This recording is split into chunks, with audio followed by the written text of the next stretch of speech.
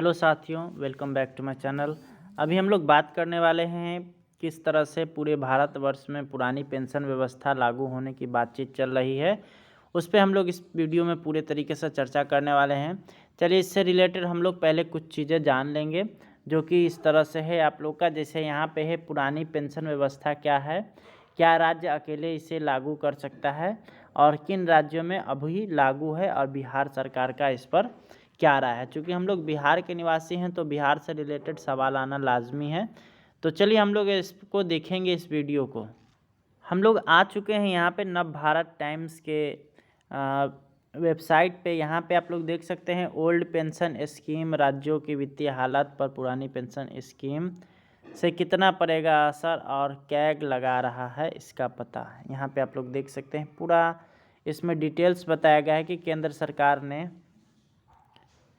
सरकार ने यहाँ पे देख सकते हैं केंद्र सरकार ने 1 जनवरी 2004 से सेवा में आने वाले कर्मचारियों के लिए national pension scheme system NPS की स्थापना की थी। इसके बाद धीरे धीरे राज्यों ने भी इससे पेंशन व्यवस्था को अपना लिया।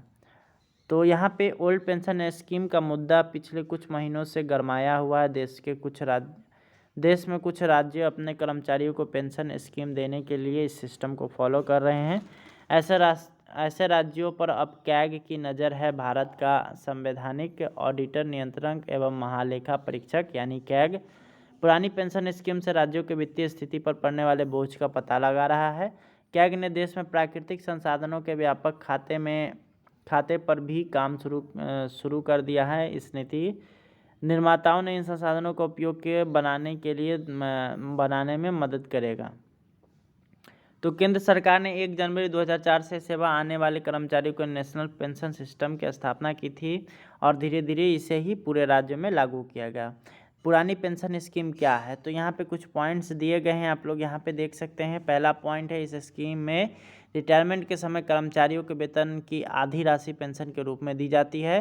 पुरानी पेंशन स्कीम में पेंशन के लिए कर्मचारी के वेतन से कोई पैसा नहीं कटता है। पुरानी पेंशन स्कीम में भुगतान सरकार की ट्रेजरी के माध्यम से होता है।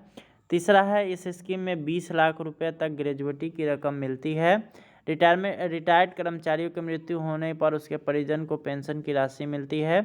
पुरानी स्कीम में जनरल प्रोविडेंट फंड यानी जीपीएफ का प्रावधान है और इसमें 6 महीने बाद मिलने वाला डीए का प्रावधान है। नीचे की तरफ अगर हम लोग बात कर लें नए पेंशन स्कीम यानी एनपीएस का, तो यहाँ पे नई पेंशन स्कीम में कर्मचारियों को बेसिक सैलरी प्लस डीए का 10% हिस्सा कटता है। उसके बाद है एनपीएस शेयर बाजार पर आधारित है, इसलिए यह पूरी तरह से सुरक्षित नहीं है। इसमें 6 महीने बाद मिलने वाला डीए का प्रावधान नहीं है।